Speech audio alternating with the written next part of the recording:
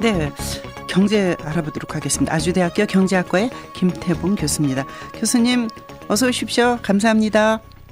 네, 안녕하세요. 네, 중국이 어제 기준금리 0.25 인하했는데 왜 그런 건가요? 그 배경이 뭡니까? 네, 최근 중국 경제 상황을 보면 물가 상승률이 낮은 가운데 최근 중국 경제 모습이 둔화되는 네. 상황입니다. 특히 내수 관련 지표들을 보면 올해 상반기 부진을 지속하고 있는데요. 네네. 특히 소매 판매와 투자 관련 지표들의 상승률이 모두 하락하고 있고 수출도 예상보다 하회하면서 산업 생산의 둔화폭이 점진되고 있는 상황입니다. 네. 이에 따라서 중국 경제의 성장세가 둔화되고 있는데 당초 중국이 예상했던 그 7%의 경제 성장률이었는데 네. 최근에는 7% 이하의 성장률을 기록할 것이라는 전망이 점차 우세해지고 있습니다. 네네. 이에 따라서 중국의 통화당국인 인민은행은 7%의 경제 성장률 목표를 달성하기 위해서 기준금리를 인하한 것으로 보입니다. 네. 그렇다면 기준금리 인하가 중국 경제나 또 금융시장에 미치는 영향이 어떨 것으로 전망하십니까? 우선 이번 금리 인하는 인민은행에서 밝힌 바와 같이 기업의 자금 조달 부담을 덜어주기 위한 것입니다. 네. 따라서 최근 부진한 투자 중심의 내수 부양 효과를 기대할 수 있겠습니다. 그리고 최근 부동산 시장도 부진했는데요. 네. 그것을 좀 완화시킬 수 있는 가능성이 있습니다. 다만 경제의 펀더멘탈이 뒷받침되지 않는 경우에는 이와 같이 일시적인 부양 정책은 금융시장을 포함한 자산시장의 거품을 양산할 가능성이 있습니다. 네. 특히 후광통 시행 등으로 인해서 중국 주식시장의 상승이 최근에 좀 과도한 것으로 평가되고 있었는데 네네. 실물 경제 회복이 지속적으로 이루어지지 않으면 주식시장의 변동성이 확대되고 그리고 금융시장의 불안을 야기할 수 있습니다. 네, 실물 경제가 뒷받침하지 않는 주식시장이 과열되는 건 상당히 위험하다 그런 얘기인데 중국의 기준금리 인하가 우리 경제에 미치는 영향은 어떨 것으로 보시나요? 우선 금리 인하로 인해서 중국의 내수가 부양되면 이는 곧 우리나라 수출에도 긍정적인 영향을 줍니다. 따라서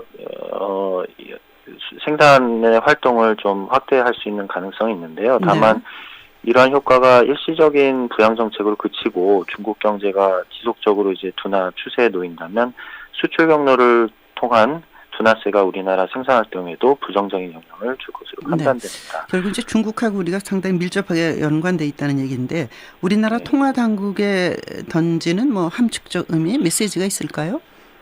예, 최근에 이제 소비자 물가 상승이 목표치를 하회하고 있고 경제 성장률에 대한 전망도 올해 들어서 점차 낮아지는 추세로 보이기 때문에 최근에 네. 한국은행에서도 추가적인 금리 인하의 가능성을 시사한 바가 있습니다. 다만 미국의 기준금리 인상이 예고돼 있고 이런 것들이 이제 우리나라 통화당국의 금리 인하 결정에 있어서 좀 제약적인 것으로 기대하고 있었는데 이번 중국 금리 인하로 인해서 우리나라 통화당국의 추가적인 금리 인하는 그 가능성을 높일 수 있는 여건을 마련해 준 것으로 판단할 수 있겠습니다. 네. 우리나라가 지금 1% 되죠? 1.75인가요? 네. 네, 2% 이하입니다. 예. 네. 우리나라 통화당국의 추가적인 금리 인하 가능성 있을 수도 있다. 이제 이렇게 보시는 거네요. 근데 예, 그렇습니다. 네. 우리나라의 거시경제 전망을 어떻게 보십니까?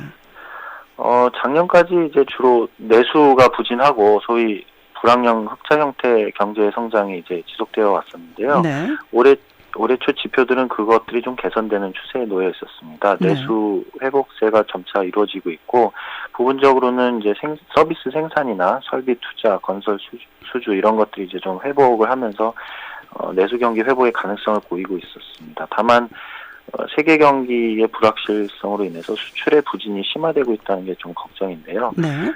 중국을 포함한 신흥시장국으로의 그 수출 감소가 굉장히 뚜렷해졌고 특히 전체적인 세계 교역량도 올해 들어서 증가세가 둔화되고 있어서 네. 수출의 회복이 쉽지 않을 전망입니다. 그리고 여러 가지 이제 유럽 네. 그리스 재정 위기와 그다음에 지금 경기 둔화에 직면하고 있는 중국 그리고 금리 인상 가능성이 미국 이런 대외적인 상황에 따라서 우리나라 경제 변화가 많을 것으로 사료됩니다. 근데 미국 금리가 뭐 언제쯤이냐, 6월이냐, 9월이냐, 뭐 연말이냐 여러 가지 그 전망이 나오고 있지 않습니까? 네. 교수님은 어떻게 보십니까? 미국의 금리 문제는. 제가 그런 거를 예측하면 아마 이 자리에는 안 있을 수도 있는데요. 네. 예, 우선 아마 조금 미뤄졌던 당초 예상은 6월이었는데 이제 9월 쪽에 인상의 무게가 실리는 것으로 시장에서 보고 있는 것으로 알고 있습니다. 네. 그리스의 재정 상황은 이제 EU하고 한 게 있어서 어떻게 돼가고 있는 거예요? 정말 그건 어렵더라고요. 잘 몰라가지고요.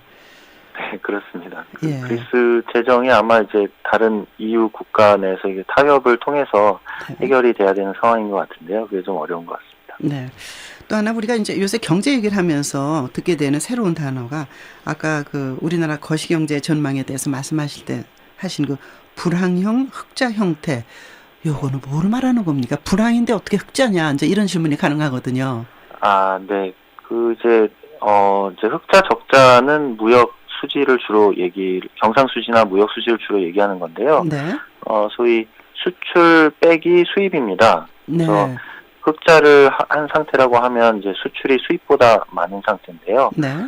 불황형 흑자라고 하면 사실 수출과 수입이 같이 내려가는데 그 수입이 더 급격하게 많이 떨어지는 것을 말합니다. 네. 그래서 그 차이는 사실은 이제 흑자 형태가 좀 확대될 수 있는 가능성이 있는 거죠. 예. 근데 이제 수입이라는 것은 우리나라의 그 소비와 투자 이런 내수 경기를 이제 반영하는 네. 지표이기 때문에 이제 내수가 굉장히 침체돼 있고 네. 수출은 좀 완만하게 수출은 이제 대외적인 수요를 이제 충족하는 지표이다 보니까 네. 그런 차이가 이제 벌어지는 것을 말합니다. 그러니까 뭐 수입이 떨어졌다는 것은 소비가 줄고 뭐 투자해서 가공할 이런 것도 줄고 있다 이런 얘기가 되는 거군요. 예, 그렇습니다. 네. 아이고 알겠습니다. 오늘 말씀 잘 들었습니다. 고맙습니다. 네, 감사합니다. 아주대학교 경제학과 김태봉 교수였습니다.